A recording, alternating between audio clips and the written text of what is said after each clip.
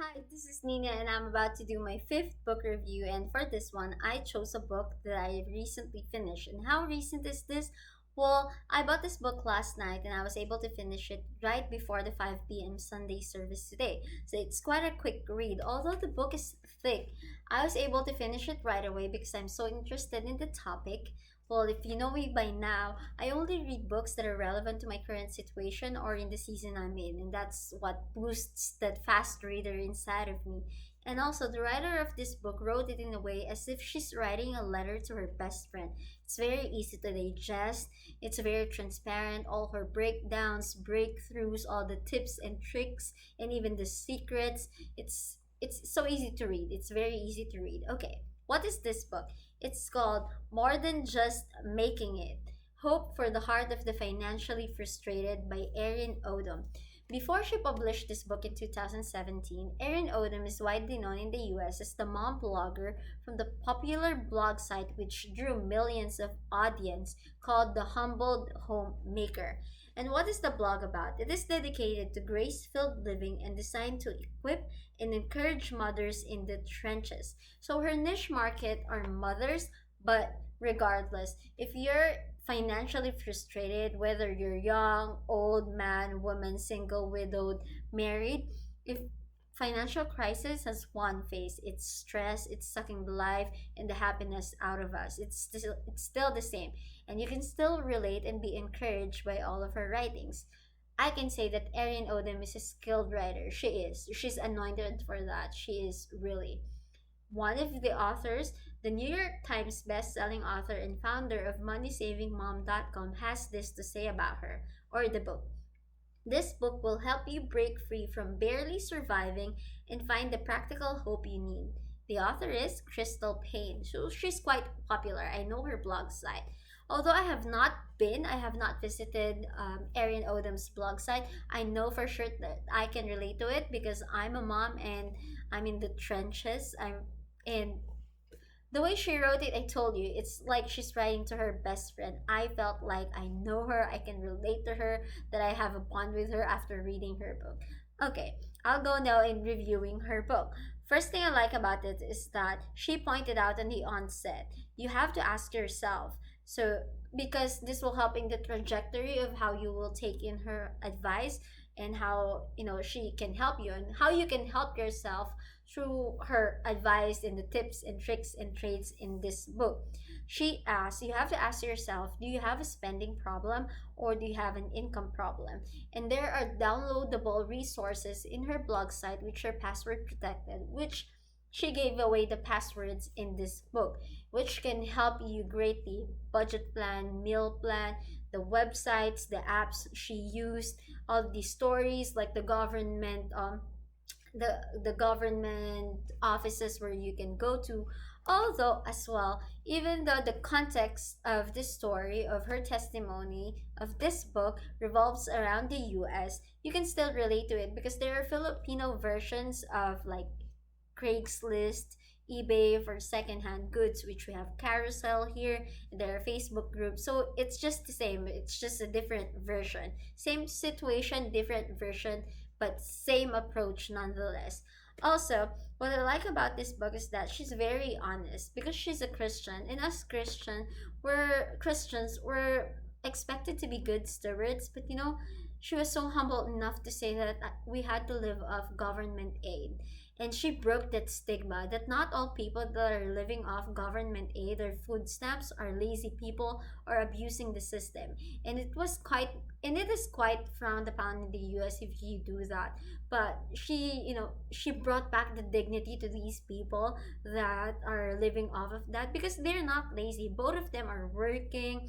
They're educated people, but they had to go through that because there was the Great Recession and they got hit really hard.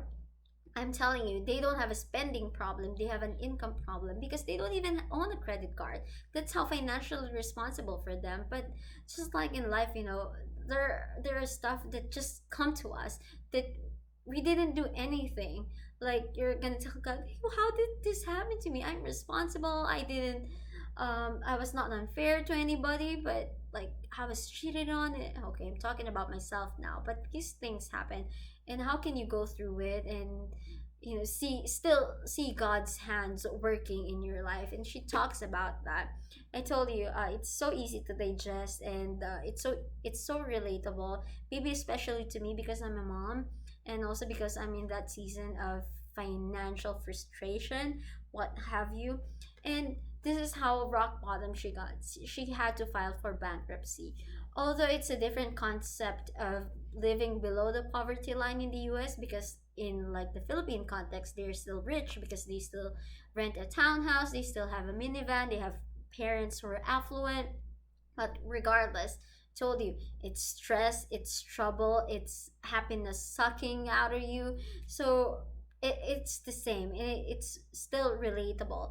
And she knows that. You know why? Because she's been a missionary to like Costa Rica, China. So she knows what poverty looks like. And in the context in the US, she's still struggling. She's still financially frustrated, like all of us here, even though we're in the Philippines and it's quite a different like picture. It's still relatable. I'll tell you what. One page of the book which I like. Page 132. Okay, this one I like because this is a verse that's like widely misused, or it's not used appropriately, or yeah, it's not used right. This is the verse. I have learned to be content whatever the circumstances. I know what it is to be in need, and I know what it is to have plenty. I have learned the secret of being content in any and every situation. Whether well fed or hungry, whether living in plenty or in want, I can do all this through Him who gives me strength. So, like, financial frustration is the best way if you're like holding on to your faith. This is like the correct way to put Philippians chapter 4, verses 11 13. And I like that she stated that. And also, she said that financial crisis or financial frustration can hit anyone, and it has the same effect whether you're a billionaire or whether you're or just somebody's just broke or in debt or just got out of college or whatever season you're in. But whatever that is, we have the same God. And for this woman that even filed for bankruptcy, that lived off government aids, that just hit rock bottom financially, uh, in that country, it's really frustrating. She had two pregnancies, for God's sake, when they faced this, and she was able to pull through it, all the while. God is there. She showed in her story. I told you, it's like a letter from your best friend telling her story, and she brings you there. She brings you to the whole story. It's a whole testimony of her, and I know that it's a testimony not just for her but for all of us, that there's a light at the end of the tunnel, and she rated that in that book.